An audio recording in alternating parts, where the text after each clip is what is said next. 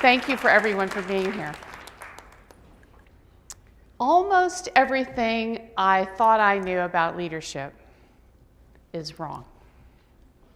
That's a pretty amazing statement for someone who's been a professor of management for 20 years and is now a dean of a business school. But almost everything I thought I knew about management and leadership, I no longer believe. You know, it started with the idea that the leader's in control, and the leader is heading up this organization where everything's stable and it's calm waters, and that if there's conflict or there's turmoil, the leader must not be in control. I don't think that's true anymore. You know, you've heard also the leader has the vision, and it's supposed to be a big, bold vision. You know, I guess we're all supposed to be Steve Jobs. I don't think that's really true of most leaders anymore. And the other thing you've heard is that leaders are people who solve big problems. They figure out what the organizational fix is, and they provide it.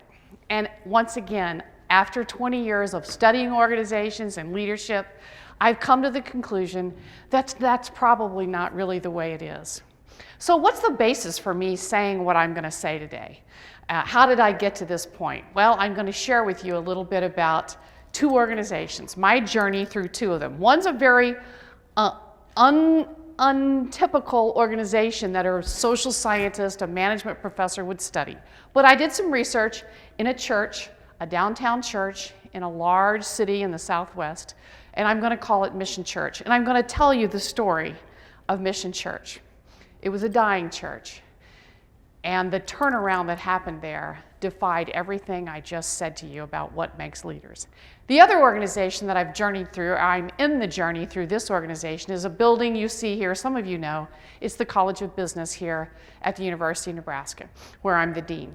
And I'm going to reflect a little bit, because some of my experiences there also tell me that those same three things I just said I don't think are true, the same thing holds for my experiences there. So let me begin to tell you a story. And all stories start with, once upon a time, there was a church. It was a big church at one time. It's almost 200 years old. I'm going to call it Mission Church. It's situated deep in the heart of a metropolitan area. At one time, it was what they called a silk stockings church. The affluent people went to this church. Judges and lawyers and doctors and professors and successful business people made up this congregation. The ministers who served the church went on to be bishops. It was a very famous church in its denomination and in that region of the country. But like many downtown churches, it began to experience, slowly, some of its members began to move to the suburbs. And so at the time I came to know this church and was involved in a research study there, it had been in decline for 50 years. A number of ministers had come and gone, all trying to save it, couldn't do it. At the time that me and my research team were part of involved in studying this organization, it had just had appointed two new pastors. They were actually a husband and wife team, so co-pastors. They'd been there about 2 years. These people were known in their denomination for starting churches, for revitalizing churches. If anyone could do it, these two could.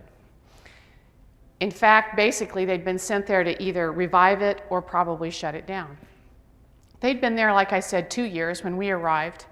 And the church was in the midst of controversy. What you see here is a line of homeless people, street people, outside the church waiting for the day center to open. But I'm getting ahead of this story. Let me back up just a minute. The ministers had tried everything, every known prescription for saving a dying church. They'd had the congregation reading books on how to turn around a dying church. They'd come up with the vision. They'd given the vision to people. They'd had strategic planning retreats, and still the decline continued. And with people leaving went the pocketbooks. And so the church was in financial stress as well. One evening over dinner, some young people, young professionals who started coming to this church, started tossing around an idea about what are we going to do on Sunday morning? We're not going to Sunday school. They didn't want to do that. They thought that seemed boring. And someone said, you know, why don't we serve breakfast to those? There's a lot of street people walking around the building. Now, this same church, when the co-pastors had arrived there, found this big, beautiful mausoleum of a church, had been locking its doors and had installed security cameras because it was kind of dangerous with strangers coming in. The symbolism isn't missed on any of us, I don't think, is here's the church and the doors are locked. So the ministers had said, no, we're opening the doors. And that didn't make some people too happy. But here they were, they tried everything. This young group said, okay, and they asked the ministers, do you care if on Sunday morning some of us get together and serve breakfast downstairs in the kitchen? They said, that sounds fine to us, but we don't have any money in the budget. You'll have to figure it out yourself. So with their own donations, they gathered, they planned their breakfast for about 5 weeks. They passed out little flyers. You wouldn't consider them too sophisticated, but they were little flyers. This is my marketing person right here. Little flyers they handed, and on the first Sunday, they opened the door of their cafe, and they decided, we're going to do this differently. We're going to sit down and eat with them, and we're going to do it with respect and dignity. It's not going to be just a soup kitchen. They invited people in. The first Sunday, 50 or 70 people came. Shortly, there were 200 people regularly coming for breakfast at this church. One of the young people said to the ministers, you're upstairs doing that early worship service. It's only got about 40 people there. You might want to come downstairs and see what's going on down here in the kitchen. And so the ministers did. And that was the beginning of the most radical change I think any church has ever undergone. Because what they saw when they got there was the seed of an idea that they could see potential in. Now I'm going to take a little time out there and give you a little, we're going to break down, we'll talk a little bit about cognitive psychology, because what happened when the ministers went downstairs and saw 200 people, their own church members involved with them, was their whole frame of reference about what is the church began to change. So we know there's a concept, cognitive psychologists tell us, called selective perception. And let me just say a little bit about what this means. Psychologists tell us, and we know it's true, that as human beings, the only way we can efficiently function cognitively in this world is that we select stimuli that we're going to pay attention to. We pick and choose what we want to believe.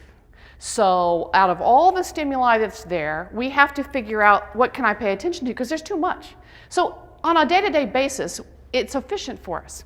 But it also is a trap, because what we know people do is we pick information that is consistent with my prior held beliefs. If it's inconsistent with what I think I know is true, I'm not going to pay attention to it. In fact, I'll go to great lengths to discredit the information. I'll give you an example from my own life. I remember years ago I was living in Austin, Texas, and I worked in San Antonio. That's a long drive. It's 90 miles, it's 2 hours. And the president of the university had invited a bunch of faculty to breakfast. He was trying to get to know people. Well, I wanted to go when I got my invitation, and the breakfast started at 7 in the morning. So if you do the math backwards, I was going to have to leave my house by 5, get up, takes me about an hour to assemble. Some of us takes longer than others. I got up at 4, so I was setting my alarm to get up at 4, and it was really important to get that alarm set. The alarm goes off, I get up, I get everything, I take the shower, I get my hair done, I'm ready to go. I get in the kitchen, and because I don't like to get in the car on an empty stomach, it's never worked that well, I got myself a little bowl of cereal. And as I'm eating, I looked at the clock on the stove, and it said 1:03. And I thought to myself, the electricity must have gone off last night. I continued to eat, and I looked at the clock on the other wall, and it said 1:04. And I said to myself, I really need to synchronize those clocks one of these days. And I continued to eat, and I saw the watch on my hand said 1:04. And that was the first point at which the information I allowed to get in that I had set the clock wrong. I had set it for midnight, and I was ready to go at 1 o'clock in the morning. It took 3 different attempts for that stimuli to get through my belief that it was about 5 o'clock in the morning.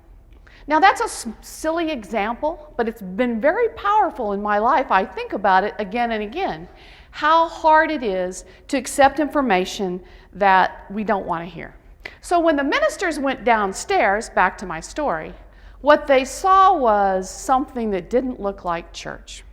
So what they saw was people involved in talking to people with dignity and respect. They saw one thing, and it turned them in. It suggested they take different actions. So what they did after changing what they saw was They saw a seed of an idea. So they saw respect, they saw dignity, they saw the beginning of an idea about a new kind of ministry. A doctor stepped out of line, put a table out there with the sign doctor on it in his doctor bag, began seeing people. Eventually the church opened the day center. They had medical clinics, legal clinics, eye clinics. Lots more people in the congregation got involved. Resources. Now, some people didn't like it. The businesses around, the fancy hotels did not like that line that you saw earlier of people standing in their doorway. A lot of controversy erupted. Some people continued to leave the church, but you know what happened? Lots of other people started coming. The church started posting billboards around town that said, "No hell and judgment here."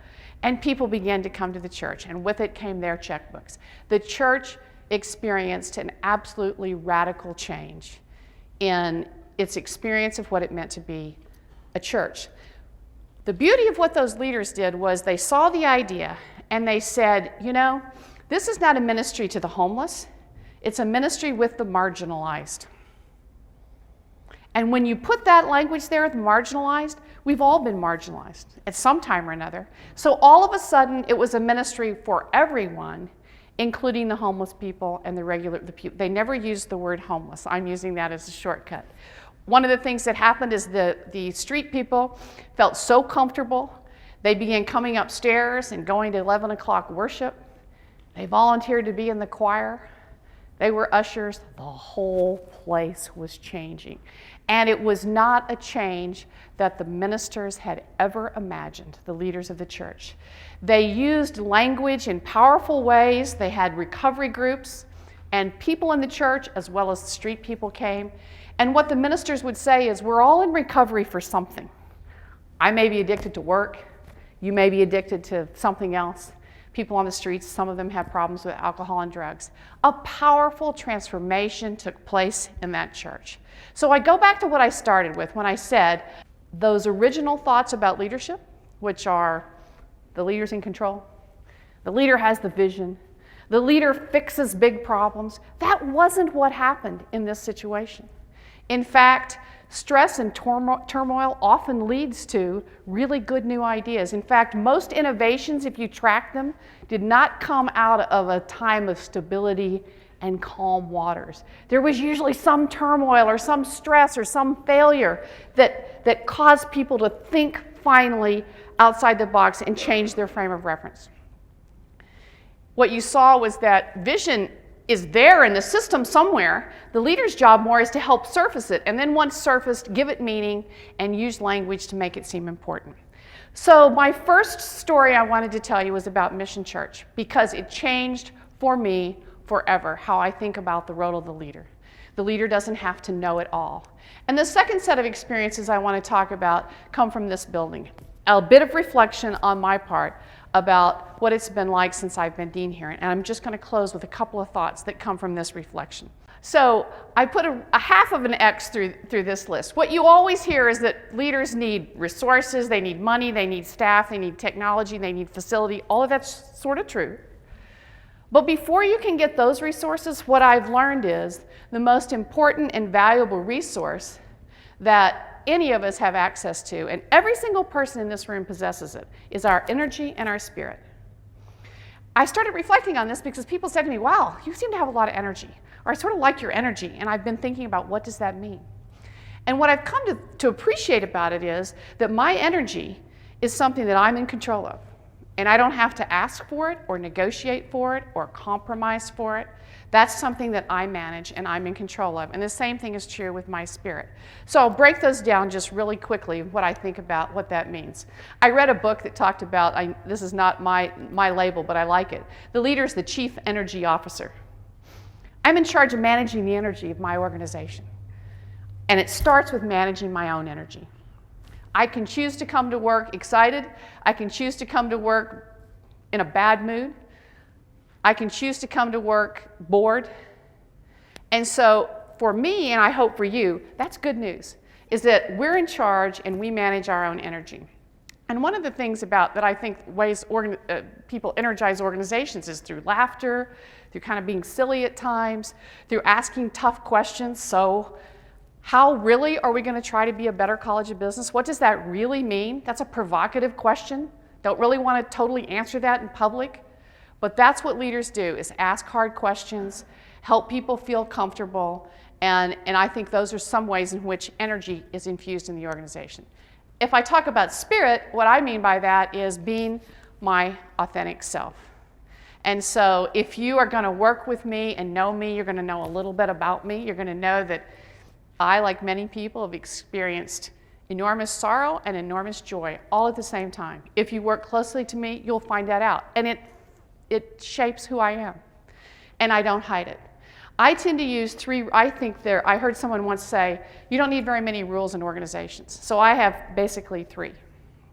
I call them the 3 T's. Because you're supposed to have alliteration, that makes it, I guess if I want to write a book someday, that makes it better. The first T is transparency. That I think it's important for the leader to be upfront about what they're trying to do. I've never liked working for people who went into the back room and made side deals, and you kind of only found out halfway through what somebody else got. So I try really hard. On my best day, we're making decisions where people kind of know the framework, and they know what the process is. You might not agree with the outcome, but you're going to know how we got there and why we did it. The second T is talk. I like to talk. I invite people to come talk. I invite people to the table to talk. Talking's important, because talking's how we figure out if we know anything or not. Talking's how we test ideas. So transparency, talking, and the last one is tracking. I had to just reach for that one. But what I mean by that is using data and evidence to make decisions, not just assumptions, not just, well, I don't think that'll work. Is there some information we can look at? I don't want to study it to death because I want to make the decision and move on. Transparency, talking, and tracking. So I started with the title, Leading with Spirit. What I learned from Mission Church is the leader doesn't have to know everything.